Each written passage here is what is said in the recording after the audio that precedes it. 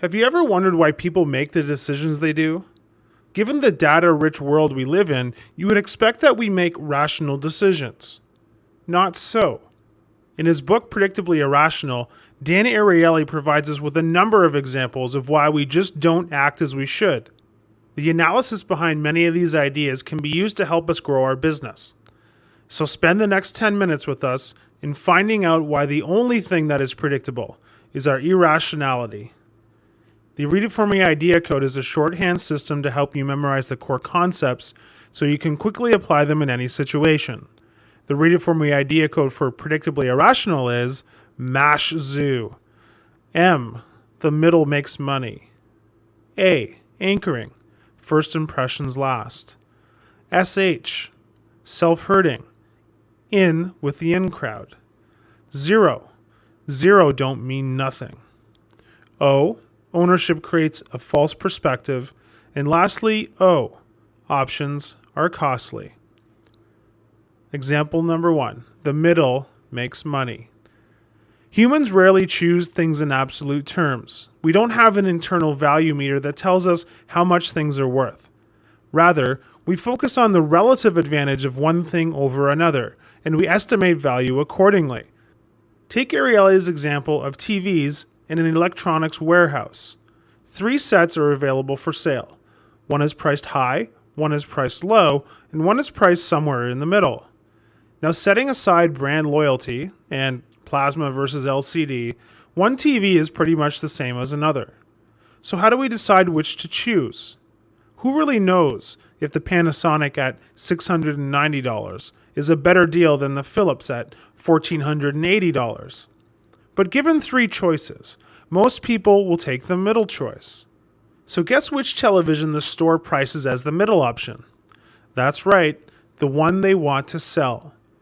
We not only tend to compare things with one another, but also tend to focus on comparing things that are easily comparable and avoid comparing things that cannot be compared easily.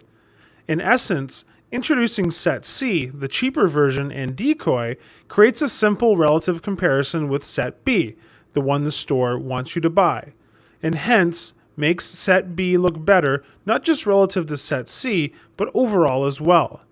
As a consequence, the inclusion of C, even if no one ever selects it, makes people more likely to make B their final choice.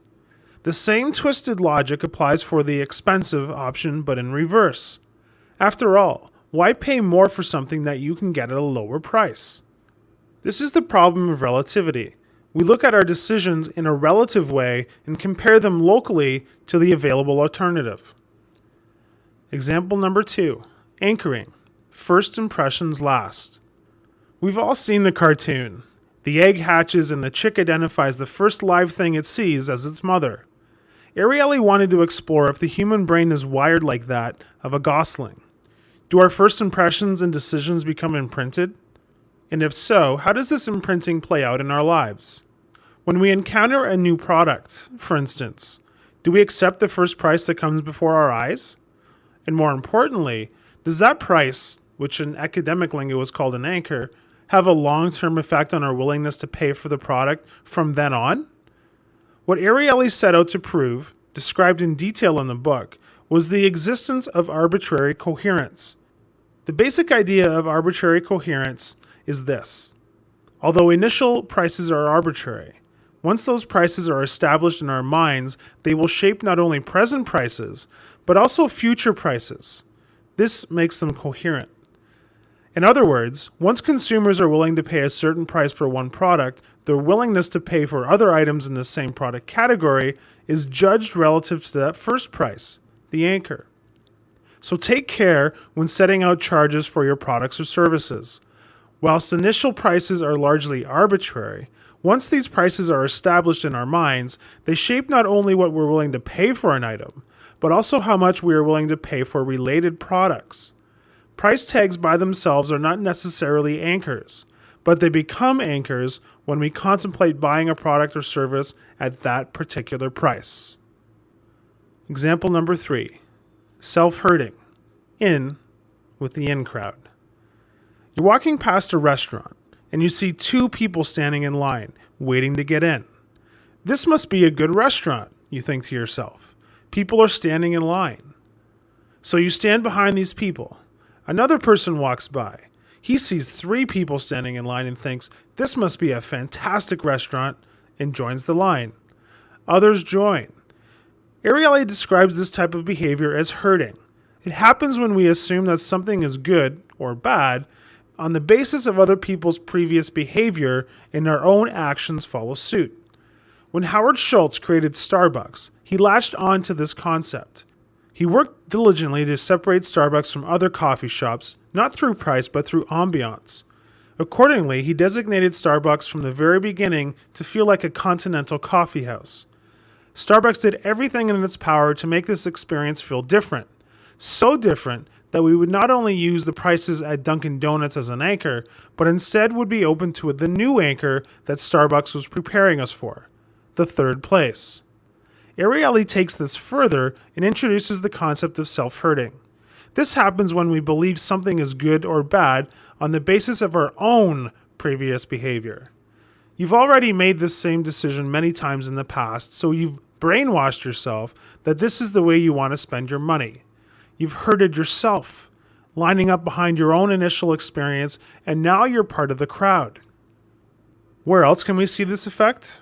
Clearly with Apple. From the must-have appeal of the latest gadget owned by the in-crowd to personally replacing that gadget with the latest upgrade, self-herding has been the key to their success. Example number 4. 0 don't mean nothing. It's no secret that getting something free feels good.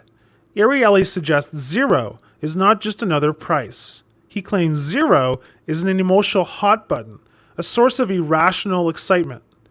Would you buy something if it were discounted from 50 cents to 20 cents? Maybe. Would you buy it if it were discounted from 50 cents to 2 cents? Maybe. Would you grab it if it were discounted from 50 cents to 0? You bet.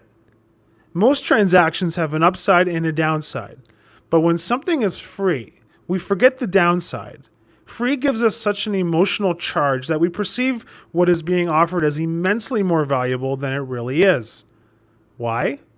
Ariely suggests it's because humans are intrinsically afraid of loss. The real allure of free is tied to this fear.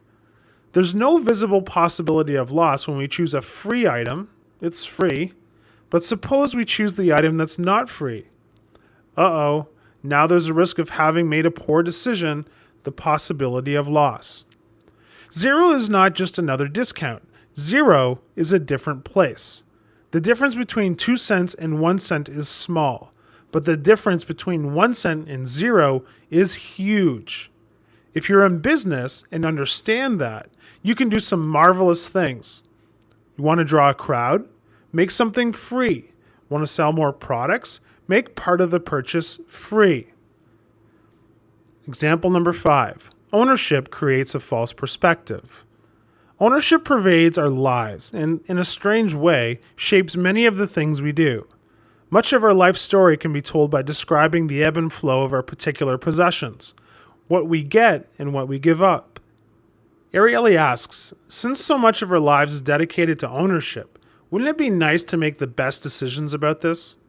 Wouldn't it be nice, for instance, to know exactly how much we would enjoy a new home, a new car, a different sofa, and an Armani suit so that we could make accurate decisions about owning them? In his research, he identifies 3 quirks of ownership. The first quirk is that we fall in love with what we already have.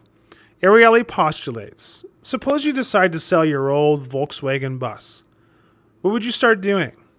Even before you've put a for sale sign in the window, you begin to recall the trips you took. You were much younger, of course. The kids hadn't sprouted into teenagers. A warm glow of remembrance washes over you. This applies not only to Volkswagen buses, of course, but to everything else, and it can happen fast.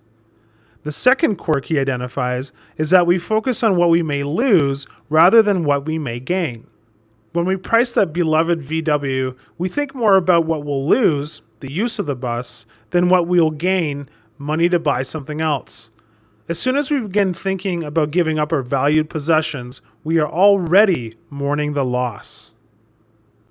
Finally, His third quirk is that we assume other people will see the transaction from the same perspective as we do. We somehow expect a buyer of our VW to share our feelings, emotions, and memories. Unfortunately, the buyer of the VW is more likely to notice the puff of smoke that is emitted as you shift from first into second. So where does this apply in business? We must look at the world through our customer's lens. We must make sure we see it from their perspective and not get upset if they call our baby ugly. Example 6. Options are costly. In the context of today's world, we work feverishly to keep all our options open. We buy the expandable computer system just in case we need all those high-tech bells and whistles. We buy the insurance policies that are offered with the plasma high-definition television just in case the big screen goes blank. Ariely speculates, whilst we might not always be aware of it, in every case we give up something for our options. We end up with a computer that has more functions than we need, or a stereo with an unnecessarily expensive warranty.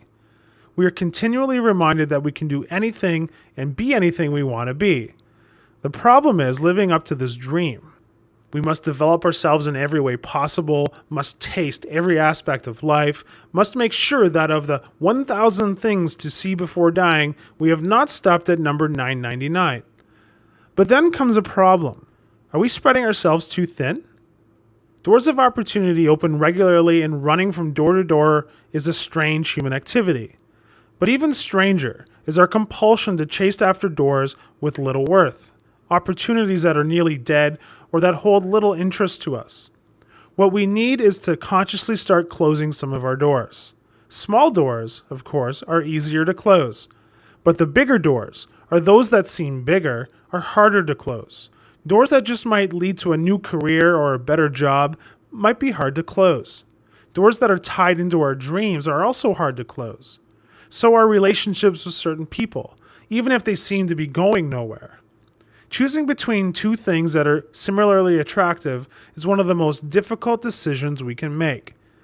This is a situation not just of keeping options open for too long, but of being indecisive to the point of paying for our indecision in the end. Ariely believes what we fail to do when focusing on the similarities and minor differences between two things is to take into account the consequences of not deciding. More important, we fail to take into consideration the relatively minor differences that would have come with either one of the decisions. So what's the relevance to business? If we offer every bell and every whistle to our client, we are presenting them with options to evaluate. Options that will detract from the decision to purchase. Information overload. So let's make it easy to make a decision. Take 37 Signals, for example. A highly successful technology company, but one that offers stripped-down solutions. Solutions that meet the key needs and key needs alone. Is your service or product a gilded lily? In conclusion, these are only a few examples of our irrational decision-making. This book has so many more that I suggest you make a rational decision and go out and buy a copy. If you do, you'll find many more ways that understanding our predictably irrational behavior can help your business grow. Hi, I'm Rhonda, and this is an exclusive audiobook video recorded for the Audiobook Master channel. Enjoy your audiobook and have fun learning. Don't forget to subscribe and hit the notification button so you'll get updated on our next upload. If you liked the video, give us a thumbs up and say your thoughts about the book we just covered.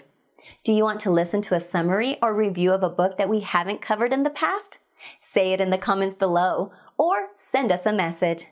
Don't forget to check our other uploads. Enjoy listening!